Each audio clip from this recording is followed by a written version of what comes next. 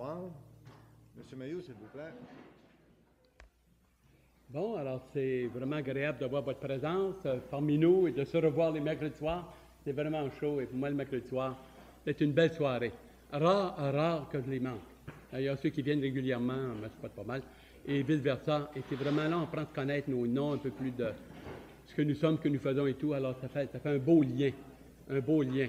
Ce serait le fun si le dimanche, j'avais déjà commencé ça, si le dimanche, quand les gens vous donnent la main, qu'ils sortent de leur dire « à mercredi soir ». C'est pas accusateur, c'est une invitation, c'est agréable. Ça lui rappelle, il y a même des chrétiens qui oublient qu'il y a des réunions le mercredi soir. Il faut le faire, hein? OK, Gaétan. Alors, les mercredis soirs. Il y a quelques petites erreurs qui s'est passées sur la feuille. C'est que j'ai été pris de court, et puis on est arrivé de Rivière-du-Loup, et puis alors, j'avais un brouillon, alors je l'ai fait sur le coin de la table. Non pas l'étude en soi, mais, et puis en quelque part, Gilles les tape, et puis je lui donne du fil à retordre. Cher Gilles, merci. Alors, mais quand même, je vais vous les mentionner, mais c'est pas si grave que ça, là, mais les prochaines fois, il n'y aura pas d'erreur. Alors, c'est des petites choses. Alors, est-ce qu'on peut ouvrir avec un moment de prière, demander que Dieu touche nos cœurs? Il a commencé avec moi, je crois qu'il va le faire avec vous. Chacun de nous, des passages, des vérités, des illustrations, et que ce soit vraiment une soirée riche en communion fraternelle et dans la lumière de Dieu. Dans la lumière de Dieu. Alors, j'aimerais demander à notre frère Normand s'il veut prendre une minute là où pour nous amener dans le trône de la grâce et qu'on décolle en grande avec ce beau thème. Prions ensemble. Mon Père Céleste, tu nous honores de ta présence ce soir. Comme notre frère vient de le mentionner, j'aimerais te remercier pour ces frères et sœurs qui se sont déplacés pour venir entendre ta parole, parce qu'ils t'aiment, parce que nous t'aimons. On veut se rappeler, Seigneur, l'immense sacrifice que tu as fait pour nous à la croix du Calvaire, pour que nous t'appartenions, pour que nous soyons libres de te choisir, de te servir, d'écouter et de comprendre ta parole par la puissance du Saint-Esprit que tu nous as donné. Instruis-nous ce soir. Ouvre nos esprits. Ouvre nos cœurs. Chasse les soucis.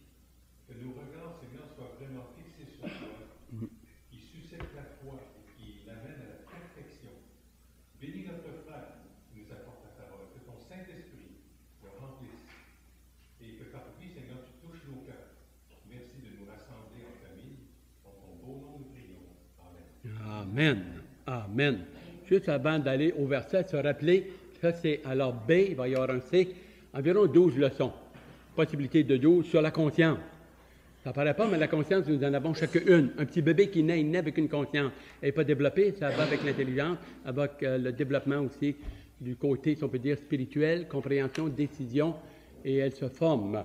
Comme nous l'avons vu avec le milieu, la famille, la culture, mais également cette voix, cette lumière, vraiment qui nous parle. Alors, chaque personne a une conscience. Elle peut être cautorisée, elle peut être endurcie, elle peut être éclaircie, une bonne conscience, une mauvaise conscience. Il y a toutes ces dimensions-là. La conscience ne prend pas de décision. Elle est claire, elle avertit, elle, tu es devant un choix. Mais je prends la décision. Et la conscience va donner une certaine satisfaction ou ça va gricher. J'ai entendu un homme qui s'est livré à la police 22 ans après qu'il a commis un meurtre. Personne ne l'avait su. Mais il ne pouvait plus vivre avec sa conscience. En tout cas, ça nous avait l'air d'être quelqu'un qui n'était pas né de nouveau. On ne voit pas son cœur, mais en tout cas, il a dit à cause de sa conscience. Il n'a pas dit à cause du Seigneur ou de la Bible. Et toute cette dimension-là. Alors, la conscience, elle est constamment là. Mais on peut complètement la submerger dans des péchés, à s'auto-suggérer que tout est beau, tout est bien, puis finalement, là, alors la parole de Dieu ne peut plus nous parler, ni la voix de Dieu, on appelle ça des fois une voix. Alors, c'est un côté, la conscience est spirituelle, et nous croyons qu'elle est éternelle. Elle ne meurt pas avec le corps physique, mais elle fait partie de l'âme, un peu comme un 2 piastres. Un côté, c'est tu vas voir la tête de la reine, et de l'autre côté, un autre. Alors, c'est un tout, mais avec deux facettes. Deux facettes. Alors, si on tourne dans Romains chapitre 2, le verset 12 à 17, c'est le passage classique, ça donne les grandes lignes, et ensuite on va aller à une autre dimension de la conscience ce soir. Alors, j'ai fait un très, très bref, je ne vais pas donner de référence. Romains chapitre 2, le verset 12 à 17, des volontaires, s'il vous plaît.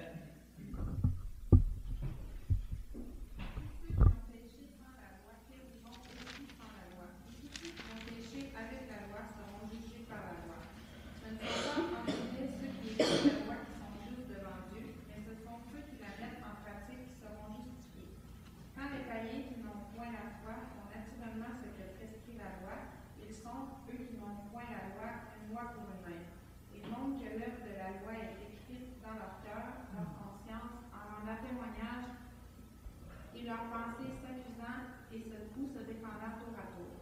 C'est ce qui paraîtra aussi selon mon évangile. Dieu jugera par Jésus-Christ les actions secrètes des hommes. OK, on va arrêter là. 16, j'avais dit 17, mais ça va être 16. Très bien, merci Donna. Alors, la conscience accuse et excuse, et vous savez, c'est comme une voix, c'est une présence, c'est un peu vague, mais c'est là. C'est là dans chaque personne, peu importe religion ou autre, c'est là. Mais on peut vraiment la massacrer, comme elle peut être sensible, alerte, un outil dans la main de Dieu pour continuer, disons, dans cet état, dans ce désir de sainteté ou d'être semblable à Jésus-Christ pour l'enfant de Dieu. Maintenant, la conscience, c'est un grand sujet. On s'en sert constamment. Il n'y a pas une journée qu'on ne trouve pas des gestes ou qu'elle ne nous parle pas ou qu'on est devant des décisions.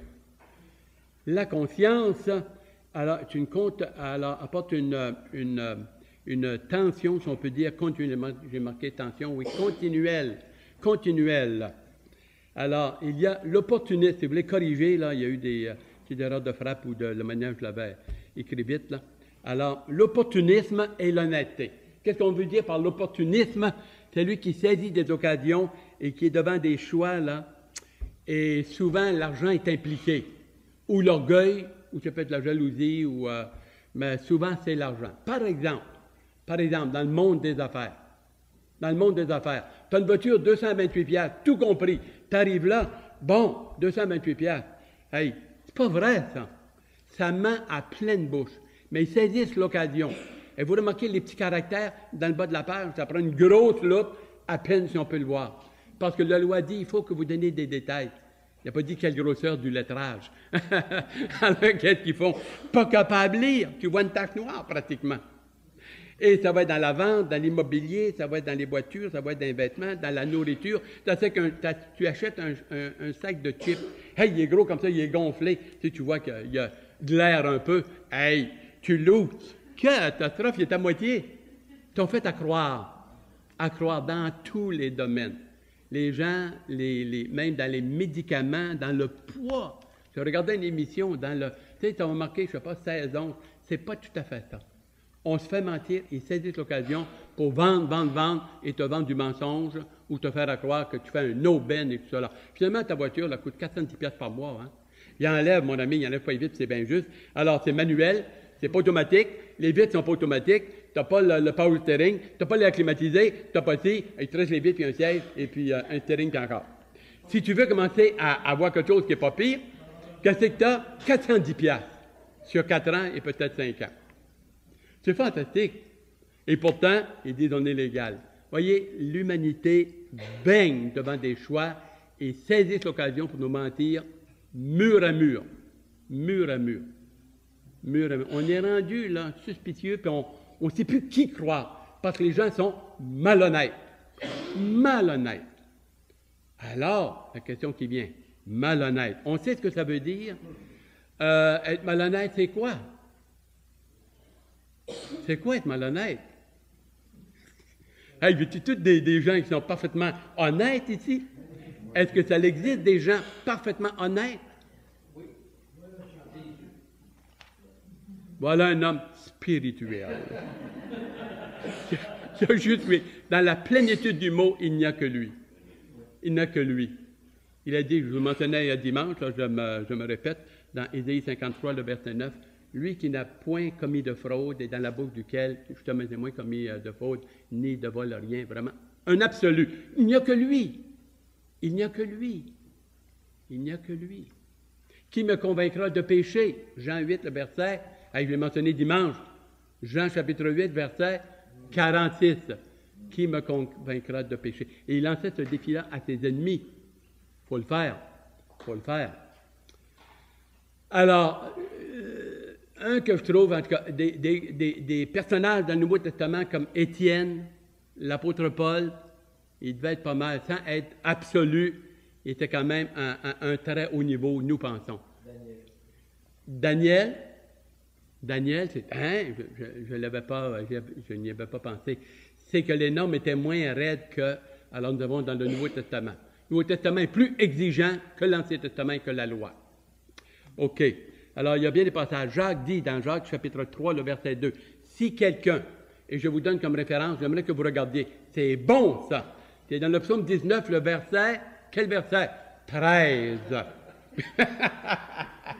OK, psaume 19, verset 13, si vous voulez tourner, et pendant que vous tournez dans Jacques chapitre 3, le verset 2, il dit, si nous ne bronchons pas avec la langue, et on est pratiquement parfait, c'est-à-dire à avoir atteint une maturité et un contrôle de notre langue et de notre corps d'une manière remarquable. Alors là, tu commences, il faut que tu aies une conscience assez bien bridée, et s'il vous plaît. Donc, psaume 19, verset 13, un volontaire. Psaume. Pardonne-moi ce que j'ignore.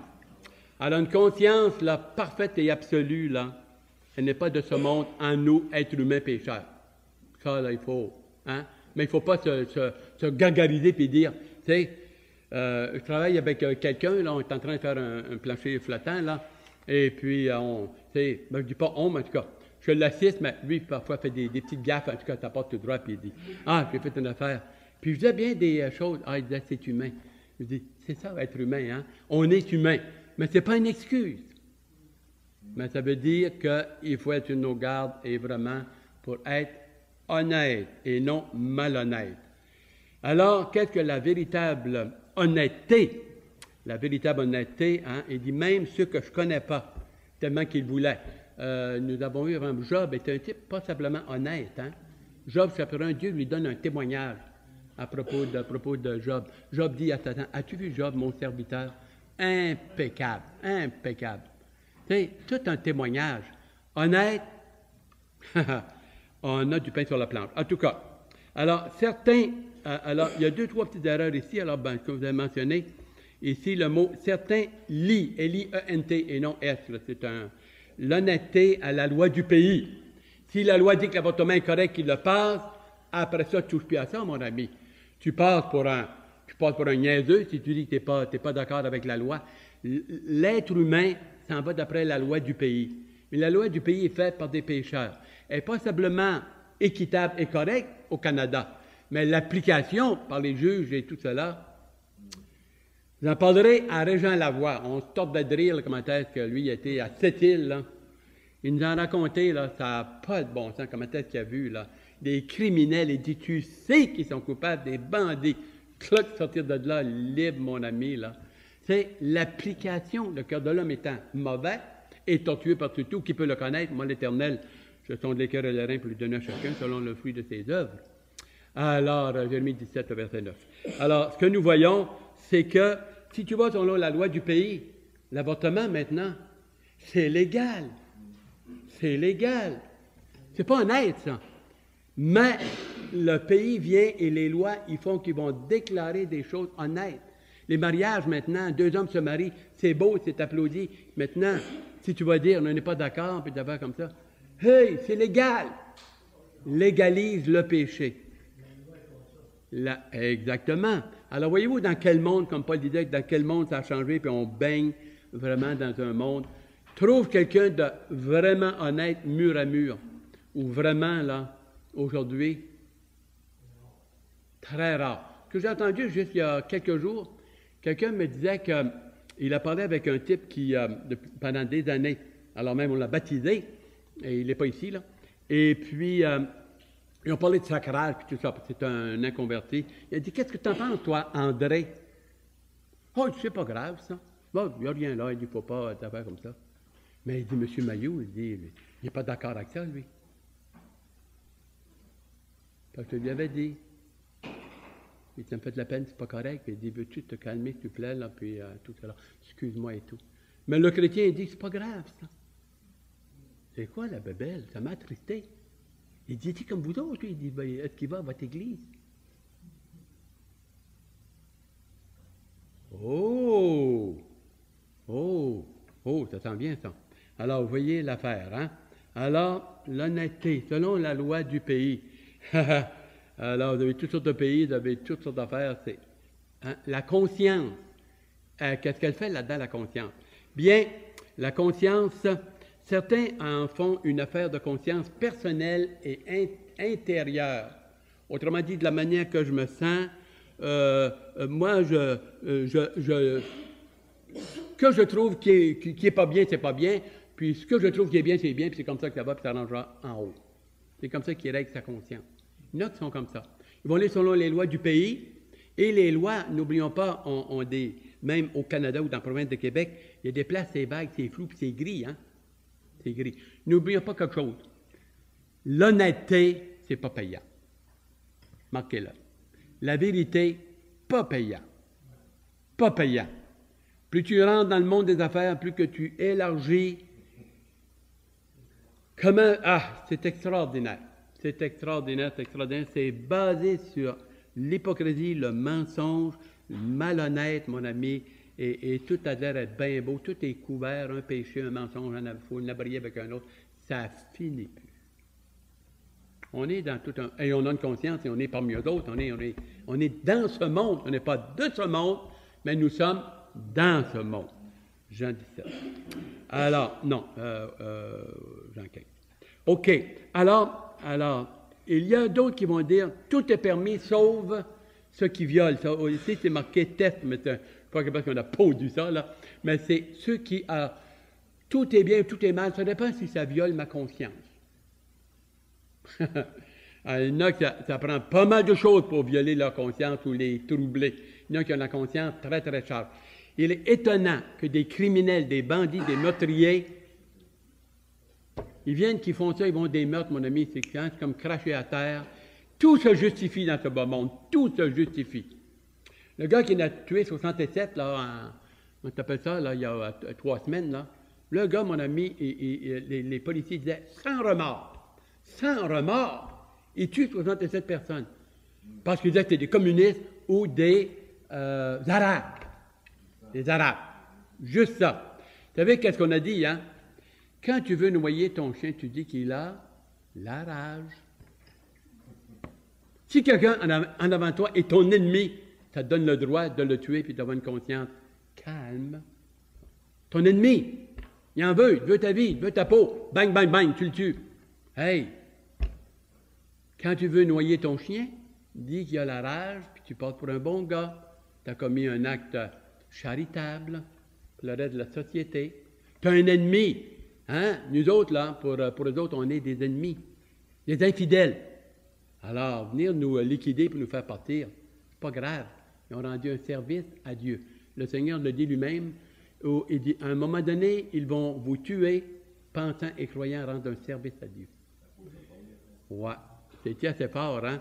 Alors, vous voyez comment est-ce que la conscience, comment est-ce qu'elle est flexible, ça peut devenir relatif, c'est selon le pays, les lois, l'individu. Il décide ce qui est bien et ce qui est mal. Il passe outre sa conscience. Il l'a endurci, puis après ça, la conscience ne l'empêche pas. Elle ne le force pas à faire le bien, elle ne l'empêche pas. C'est une petite lumière jaune qui te dit, il y a une lumière rouge en avant. Tu peux dire, je l'ignore, je passe tout droit. C'est ce que je faisais, c'est ce que nous faisions dans le passé. Je ne dis pas toi, mais disons quelques-uns d'entre nous. D'autres vont dire, ça dépend de la situation. On appelle ça en anglais « situation ethics ». Par exemple, le docteur qui a tué, là, qui a poignardé ses 2 enfants, c'est comment il s'appelle? Turcotte. Ah, tu te rappelles de ça, Robert? Hey, en tout cas, le matin à 9 h, là, écoute, ça fait 2 mois, là, 2 mois et demi. Ça continue, c'est pas malin, la province est bouleversée, puis chacun a son opinion. Parce que chacun a sa conscience, ou alors selon sa philosophie, sa psychologie, selon un paquet d'affaires, il a le droit, il n'a pas le droit, il devrait être emprisonné, crucifié, il devrait être, il est libre, il y a 11 juges. Hein? Ça va où avec ça? La conscience et l'honnêteté. On va continuer. La conscience et l'honnêteté. D'autres vont dire la règle d'or. Luc 6, 31. Je vais vous tourner, s'il vous plaît. Justement, cette semaine, quelqu'un qui me disait, et il y a beaucoup de gens qui vont comme ça. Moi, comme j'avais des clients sur l'homme barbier, puis ils me disaient, moi, monsieur, ma religion, c'est très simple. Faites pas de mal aux autres, puis t'en feront pas, et vice-versa. Point à la ligne. Le reste, ils s'arrangeront en haut. Très simple, son affaire.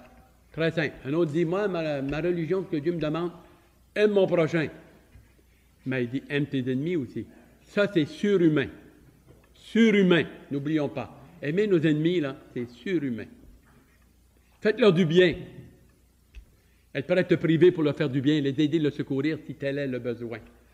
Ça prend l'amour de Dieu, la grâce de Dieu, parce que la nature humaine, c'est se venger. Tu me donnes un coup de poing, moi t'en donner un. Tu m'haïs, moi t'haïr.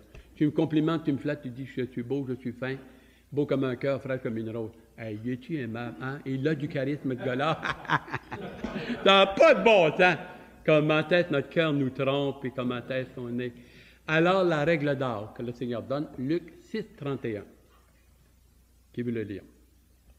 Que vous voulez que les hommes fassent pour vous, faites de même pour eux. Merci.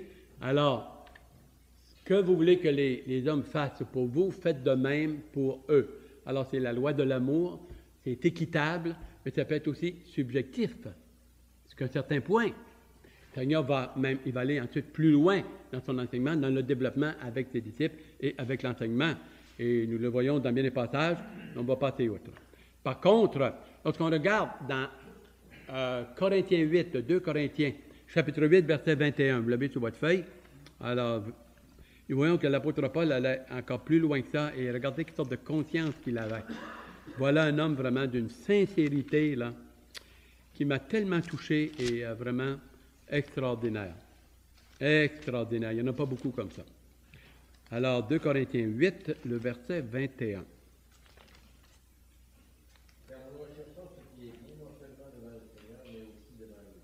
Mais aussi devant les hommes. Aussi devant les hommes. J'ai entendu bien des témoignages, hein, il a passé devant moi, puis moi devant eux. Et on dit ceci.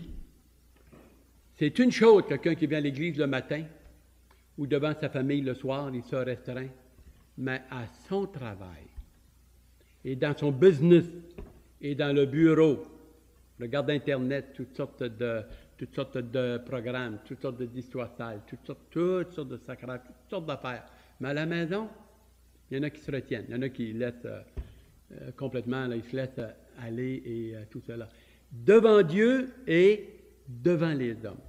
Nous, on appelle ça témoignage. Un bon témoignage, un beau témoignage.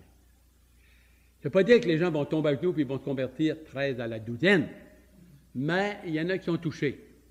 Et c'est ceux-là que le Seigneur va être capable de toucher.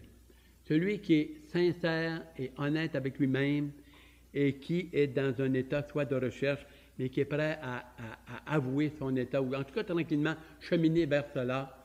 Alors à partir de là, il y a une certaine semence que cette petite lumière qui peut l'amener et de plus en plus à la parole et ensuite au pied de Jésus-Christ, comme il est arrivé dans votre cas. C'est arrivé dans votre cas. Et alors, c'est le début d'une recherche, d'un besoin. Alors, dans ce passage, nous avons également une autre chose qui est assez intéressant, c'est dans Luc 18, 38, avec Pilate et le Seigneur. Luc 18, c'est marqué quoi?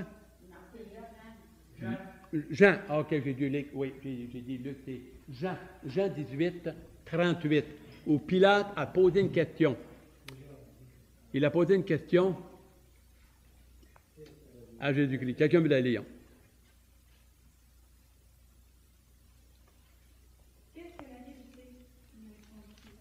Qu'est-ce que la vérité? Qu'est-ce que la vérité? C'est spirituel, c'est éternel. Nous, on voit, on dit c'est la parole de Dieu. Sanctifie-les par ta parole. Ta parole est la vérité. Ta parole est la vérité. Dieu veut qu'on marche avec une conscience honnête, vraiment pure, vraie, être vrai, pas fauner, mentir, hypocrite, mais vraiment transparent et vraiment, ça vient du cœur, de l'âme et de la conscience. Éclairé par le Saint-Esprit dans la prière et dans la diligence. Faire attention. Faire attention. Il y a un beau passage dans Philippiens 4, le verset 8 et 9. Philippiens, chapitre 4, le verset 8 et 9. Philippiens, chapitre 4, le verset 8 et 9.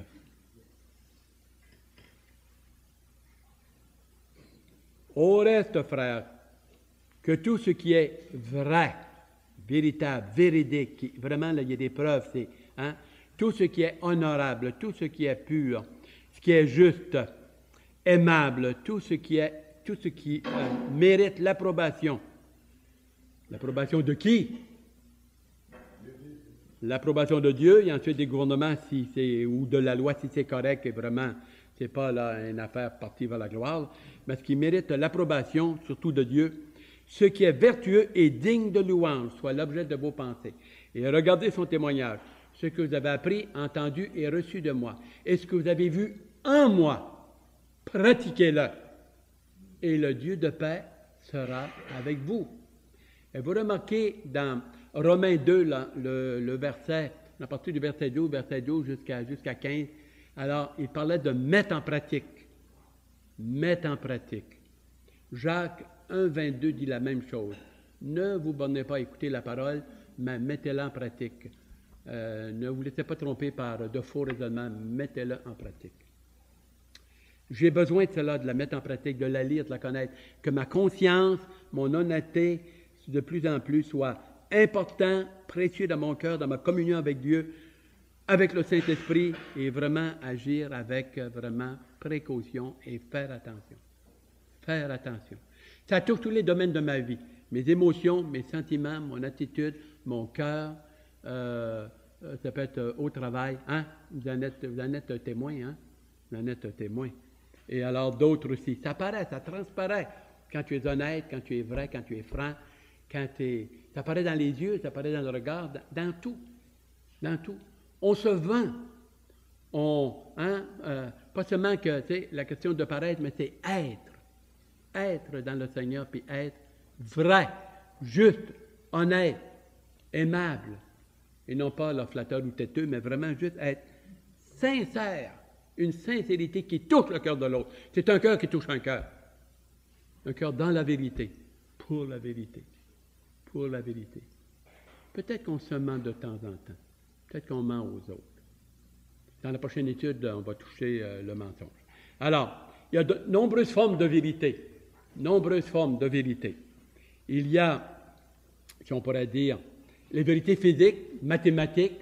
Hein, ça peut être la force d'un métal, ça peut être chimique et tout cela. Alors, ce sont des faits. C'est vérifiable, c'est vrai. Alors c'est une vérité, là, on peut dire, mathématique et matériel et tout. Ça peut être vérifiable. Et il y a également des vérités bibliques. Alors, pour les enfants de Dieu, ceux qui sont nés de nouveau dans un groupe évangélique, on peut dire, là, pas de affaires clin-clin, alors on a en gros pas mal les mêmes doctrines. La divinité de Jésus-Christ, la Bible, la parole de Dieu, sauvé par grâce et non par les œuvres, le Saint-Esprit, les anges, et puis l'enlèvement, puis le retour du Seigneur. On a pas mal, que ce soit à côté ici, on a ces grandes lignes-là. Mais quand tu viens dans interpréter des passages, soit sur la prophétie, ou des vérités, disons, un peu moins, je dirais pas importantes, elles sont tous, mais disons, moins d'emphase ou qui a à faire avec la vie éternelle et tout ça. Alors là, il faut vraiment être honnête. Et remarquez que différents groupes évangéliques n'ont pas toutes la même compréhension sur certains passages bibliques. On est humain, mais c'est là où ça prend vraiment être sincère et être vraiment honnête. Je crois que vous l'êtes. Je ne suis pas en train de vous cogner dessus. Loin de moi. Loin de moi. Je désirais que vous êtes et que vous l'êtes encore mieux que moi, plus que moi, et tout ça. Un chrétien peut avoir une compréhension de certains textes ou de plusieurs textes bibliques un peu biaisés, ça laisse à désirer. Je ne pas dire qu'il est malhonnête et qu'il est croche ou qu'il n'est pas correct. À moins que, là, vraiment, il tord les Écritures, vraiment, là, d'une manière, vraiment, pour son intérêt, soit pour sa gloire, ou prouver qu'il a raison, mais vraiment, là, il force et force et force. Nous avons cela dans 2 Pierre, chapitre 3, le verset 16. C'est peut-être 1 Pierre, mais je vous dirais 2 Pierre, chapitre 3, le verset 16. Où l'apôtre Pierre parle de ceux qui tordent la vérité. Alors, ce n'est pas tous les chrétiens qui sont honnêtes pour glorifier leur groupe ou prouver qu'ils ont raison. Ils tordent les Écritures. Il y en a qui le font, ils ne sont pas malhonnêtes, ils sont vraiment Ils n'ont pas les outils, ils ont été influencés, ils n'ont pas cherché, ils n'ont pas voulu. Mais il y en a d'autres que c'est vraiment triste, vraiment triste. Alors, qui veut le lire pour nous? 2 Pierre, chapitre 3, le verset 16. Ça,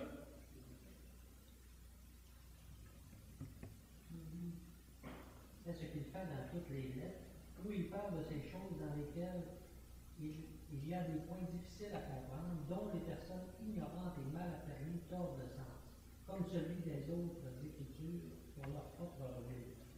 Alors, il y a des gens, soit des faux docteurs, des faux prophètes, ou des chrétiens, peut-être ne connaissent pas assez bien la parole de Dieu, et ça laisse à désirer leur compréhension. Il y en a qui n'ont pas un péché, pas de leur faute, puis il y en a d'autres, ils s'en vont plus selon des livres, une philosophie, et tout cela, au lieu de vraiment être dans la parole de Dieu. Vraiment dans la parole de Dieu. Et il est très important, en plus de alors, la prière et vérifier tous les textes, regardez qu'est-ce que d'autres frères et sœurs te disent, ou une compréhension d'un texte, examinez, peut-être s'ils sont un peu à côté, ou peut-être sont en plein dedans, puis une bonne explication.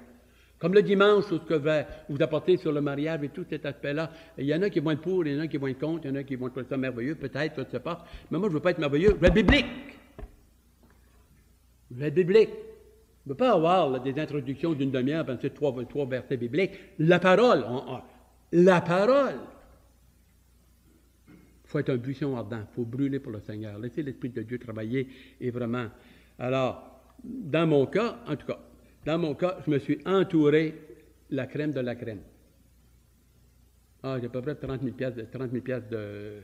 Mais j'avais à cœur, je veux. Je suis un type qui peut être naïf, croire n'importe quoi. Ah, j'ai peur de moi-même.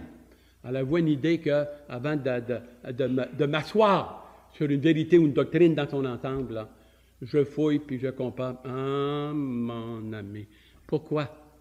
J'ai peur de me tromper ou d'être trompé ou des choses semblables. Charles de Gaulle disait, fais confiance, mais vérifie.